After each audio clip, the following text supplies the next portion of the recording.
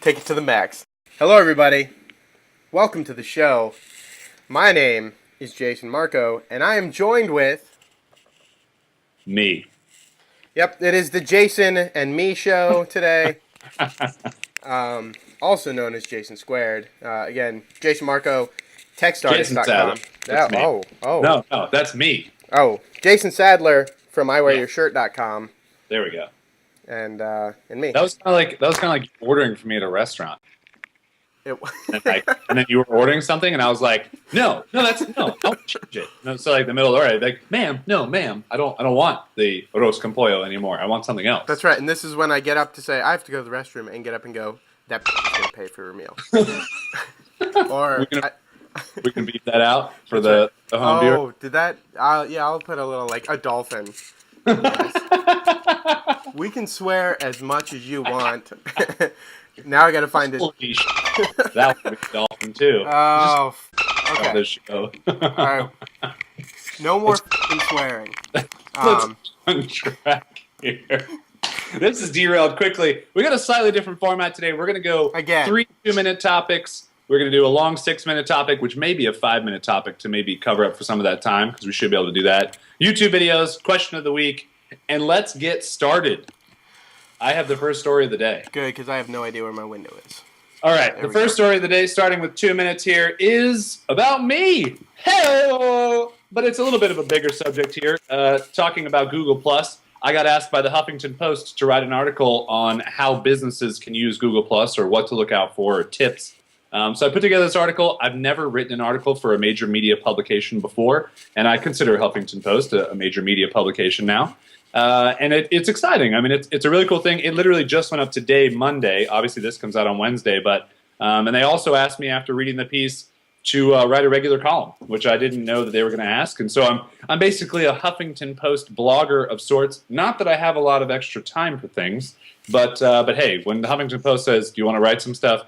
you don't say no, thank you. So I'm happy to contribute on entrepreneurship, innovation, and some marketing / business stuff. So Congrats, dude. A minute to tell everybody how great I am. Well, I just got first of all, congrats. HuffPo's pretty big, and that's no small cookie. But I will say, Google Plus, just because your article's about that. Are you liking it more? Are you continuing to use it? Is it going the direction you hoped it would go? That's my big question. It's just interesting because it's almost every other post on Google Plus is about Google Plus. That is so stupidly true.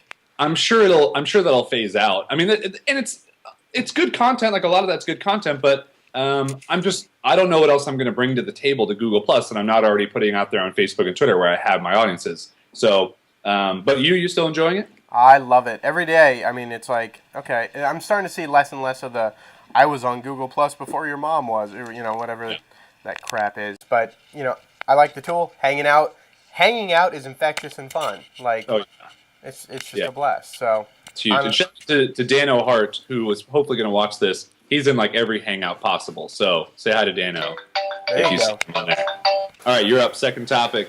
So, we're going to throw a little link up on the screen just about a company called Spotify, and I've had my eye on them for a long time. Just a music hosting service similar to your Pandoras, your Groove Sharks of the world, but Spotify does, they do things a little differently. They have over 10 million users worldwide, and 1 million users are paid. And I don't know what Pandora's numbers are there, but I'm excited to use it. I think everyone should check it out. Sign up for their beta. I would encourage you to do so. And it begs the question. I know you asked this on Google Plus. How do where do you listen to music right now? And do you have different platforms for different? When you're mobile, like when you're on your phone, do you listen to something different than when you're sitting at your computer? So what do you traditionally use for music listening? Services. Well, it's funny to think about, like, I don't know, 8 years ago, maybe even longer, maybe 10 or 12 years ago, there was Winamp, which was like the little app that you had on your computer.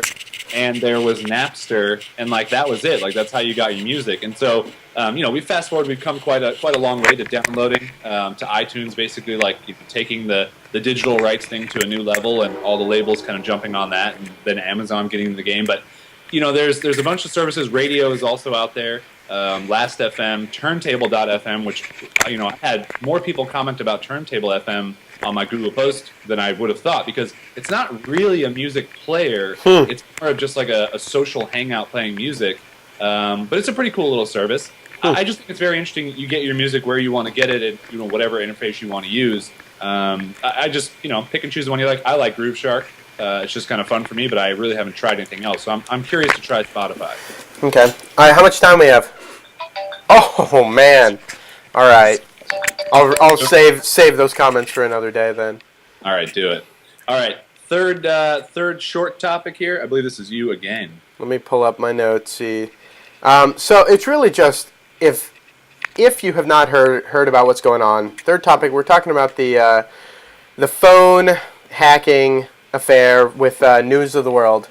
Definitely worth just kind of educating yourself as to what happened. But basically, the story, real quickly, is there was a girl missing back in 2002, I want to say, and News of the World, their private investigator, ended up hacking her phone and deleting the messages that were in there. Her voicemail box was full. They ended up deleting the messages so that they could get more, get the scoop, get more information, which led the family to believe that she was still alive, and it turned into a big whole thing, got revealed, and they ended up closing their doors after 138 years. My question to you, sir, does this make you think, okay, there's a lot that isn't, this is messed up. This is beyond messed up. Yeah. Because families obviously distressed and all that. It makes me wonder, do you think there's a lot of stuff like this going on that we don't know about? And I hate to get all conspiracy theory on you, but you know what I mean? Like, just from a personal level, yeah, it's messed up. But how much of this stuff do you think happens on a regular basis? Well, before we go on, your mic, I think, is rubbing against your shirt. Oh. You're like... Is that better? Is that better? All right, I got 30 seconds here. It's really, really messed up. It's crazy. Do I think that it's like the first time this has happened? Absolutely not. Do I think that people are going to continue to do it? Absolutely. Do I think it was a really interesting decision by Rupert Murdoch to just say, boom, shutting this thing down, 200 people lose their jobs? Kind of crazy. But I guess, it's a really big deal. Obviously this is like, you're messing with a lot of people's, memories of this person, the perception of the whole event. And it's really, dragged itself out for a couple years. But yeah, the state of journalism, it's interesting, right? It's just like, what can you believe? What can you trust? Is anything coming from a real source, or are things made up? How can you really tell? So it just makes you wonder how much they're getting away with by, if they were just like, oh, that's it, we're done, because we don't want you to know about everything else we've done. But yeah. All right, 5-minute topic. This is Marco's going to put up a link to a very interesting article that I found a couple days ago, and actually a bunch of my I Wear Your Shirt community members shared with me, because it's all about advertising, and it's that you're more likely to XYZ than to click a banner ad. And some of the examples in here, we've got a 5-minute topic here, so we'll jump back and forth. You might want to set your timer. Oh, let me do, you know what? Let's sync this up. All right, so go ahead and start it at 4 minutes and 30 seconds here. So you can watch mine while I talk. Hold on. Yep. You go. You're fine. You good? Oh yeah. Keep holding it up. Keep holding it up. So the point of the article is to talk about that you are way more likely to win the lottery than you are to click a banner ad. You're way more likely to get in a plane crash than you are to click a banner ad. You're way more likely to do a whole bunch of other stuff than you are to click a banner ad, which is crazy because a lot of companies make all of their money, or are saying they're making all of their money, off of banner ads. Google won in that. In just a couple years ago, Firefox made Google over $50 million just through clicking of search, like paid search through the search bar that they had on Firefox's browser.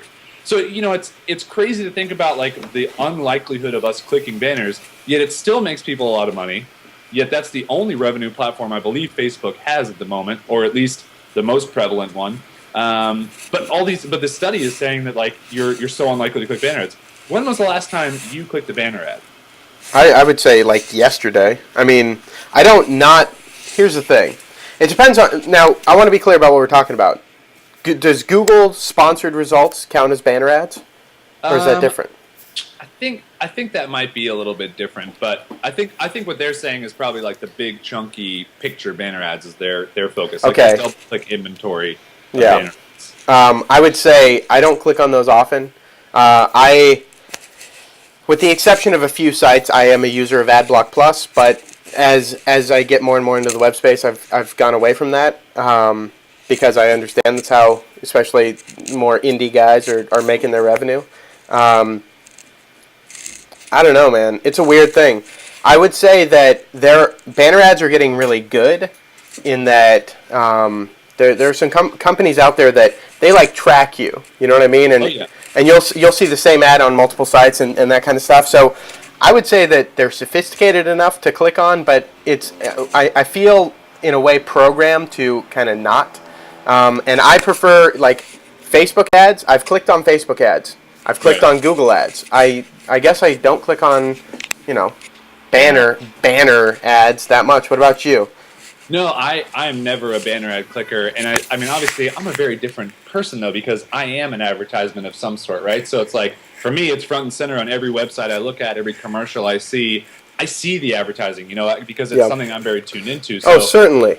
But it's very interesting just to think about the going from offline advertising, and all the different means of, the ways that people get the word out about their companies to all the ways that you try to get them, out online without being spammy, without being, just trying to degrade your brand or anything. You still have to get the word out. So it's just interesting. I was thinking about this earlier today when I was driving. I was like, should I go to a couple local businesses and just go, like, especially some that I know the owners, I'd be like, hey, do you want a day on I wear your shirt? Like, I mean, it could be fun. Like, a lot of them have never done social media stuff. But then I'm like, I don't know. To me, it just feels weird, And I think for them, it probably feels weird to think about putting a banner ad on the internet. They're like, we've got our Yellow Pages ad. We've got our ad in the local direct mail pieces and stuff. And that's working for them. So, it's crazy to think about these studies that show that we're so less likely to click things than we are to win the lottery. Well, can we talk about how ridiculous banner ads are getting these? Yeah, I see it. Are you seeing, like, I'll pull up, if I can put up examples, I will. But banner ads are getting they have the new ones, the scroll down, like where the whole website just lowers and it's like the whole page. Or the whole thing pops up from below and you can't even see the content. There are a few websites that are just terrible at this, and it's like making the ad bigger is like if I click on it, it's because I was trying to close that little box. I don't know. Especially I think Fast Company does it, or some other magazines do it, but like you go to the website, instead of going to the article, it's like, here, look at this ad, and you'll be redirected to it in 15 seconds, or click the close button. No one sits there and is like, all right, I'm going to look at this ad. Oh, this is a really good State Farm ad. Like, I really like what they've done. No, you're like scrambling to click that close button as fast as you can. So it's interesting. I mean, I think there needs to be a better way, but, a lot of it's just display advertising. It's just getting eyeballs on brand things, and eventually people are going to get tired of that. So it's gonna be more shirt wearing for me, I hope. There you go. I think so. We are cruising through. All right. Next up is YouTube video. I'm going to set my clock for 1 minute. We are going to lean to the side. We're going to show a 10-second preview of my YouTube video. My YouTube video is the Words with Friends rap. This does come with a little bit of a parent's disclosure. There's some naughty language in here, but it's pretty fun. If you play Words with Friends, it's a pretty cool little video. It's well edited. It's a lot of fun. It'll actually show you a lot of how to beat people at Words with Friends because of all the words that are in there. So I just liked it. I thought it was fun. I used to play Words with Friends all the time. We have a sponsored app now that we're playing for a month, so I'm trying to devote my time only to that one. But you said you liked this one. You thought it was a fun one you're going to learn some two-letter words from? That was the one part. It felt long, and if you want the bulk of it, the meat, it is funny. But they go through and say like every two-letter word that you can play, and that alone was worth the cost of admission, I would say. And it rhymed too. And it rhymed. They did a good job. They did a real good job. All right, let's go ahead. We can move right into your video. Start your own timer so you can watch your 10 seconds here. Let me do it. Let me fire the timer up. Okay. So, this video. We had an expansive run. I hope I'm leaning the right way. In the 60s and the 70s. There we go. I don't know You if might that's have gonna work or thought. not. It probably will. It kind of marks the end of an era. This guy, Reed Growler, I believe that's his name, has put these together. He originally was doing them, he was trying to get a social media job at NASA, and just by making these beautiful videos. And this one is, coincides with the very last shuttle launch. And it's just Carl Sagan's audio, little explosions in the sky music, and some beautiful imagery. So, and they talk about it being the end of the space era, but I really kind of think it's the beginning, because Of you talk course. about privatized space flight and all that good stuff. So it's a fun video to watch. It's a fun Yeah, video to watch. it's awesome. You watch the video and you're just kind of like, wow, this is super cool, super fun. Looking at space stuff, that just blows my mind. It's like, my mind is blown about space in general. So we could get into whole different topics about that. But There you go. cool. That's it. That's our show. That felt really fast. I know. We got two other items to discuss. One is our Google Hangout. You want to tell the people about that? We're going to do a Google Hangout. Nice. Thursday, 9 p.m. Eastern, 6 p.m. Central, and then if you're somewhere in the middle of those times, it'll Figure be... it out for yourself. That's right. That's all the help we're giving. Figure it out for yourself, yeah. So 9 p.m. Thursday night, that'll be, if you're watching this video on Wednesday, tomorrow. If you're watching this video on Thursday, today. If you're watching this video on Friday, yesterday. So And you missed it. And there'll only be able to be like 8 people in there, so... true, because we take up 2 spots, which kind of sucks. But So, better 10 than 3, I guess. that's So- right. Better So to... Google Hangout, 9 p.m. We'll post about it on Twitter and Facebook and all the other things when it's happening. Thursday, that'll be the 14th, I believe. Sure. Yeah, 14th. And so, question of the week this week, right? Yeah, let me stop making my microphone make noise. Yeah, we need to figure that out. We need to get some sponsored Yeti mics, so we each have like a Come nice on, Yeti. $100 Yeti mic, so we can. It's not even that expensive. Come on, Yeti. Jeez. Anyway, my question of the week. We don't script these, so I just have to think of something. It better be good. This is what keeps people coming back. All right, my question of the week. If you could be a superhero, any superhero, who would you be? And give me a little bit of why. Give me a little bit of why. So, any superhero, who would you be? Why? Who would you be? What would your superhero be? You're gonna have to give me a minute to... I'll reveal it on the live hangout. Oh, man. I can't wait. That's true, man. That's true. Cool. Well, we appreciate your feedback, everybody. As always, leave comments. Tell us what you like, don't like. You ask a question, you don't say who you would be? They'll find out on my Google Hangout. I love it. Hey, in case you forgot, we are your hosts. From Ghost. Oh, you remembered. That was Yeah. good. I like the I can edit that out, so it's like you're... No, don't edit it. Feedback. We always love the comments. Anywhere you leave them. People were asking me, like, well, where do you want them? Anywhere. We follow them all. YouTube, my blog, your blog, Twitter, Facebook. Spray paint on a wall, whatever you want to do. Send us a postcard. Someone still owes us a printout of the video, and we were going to buy them beers. No one's done that yet. Print out a picture of our video. And Free beer. Actual free beer. No cost to you. All you got to do, look back. It's in one of those episodes. we don't check IDs either. Nope. You just mail it to you. You could be 10. I don't care. All right. We're out of here. That was Exhibit 1 for the jury. There we go. See ya. Peace.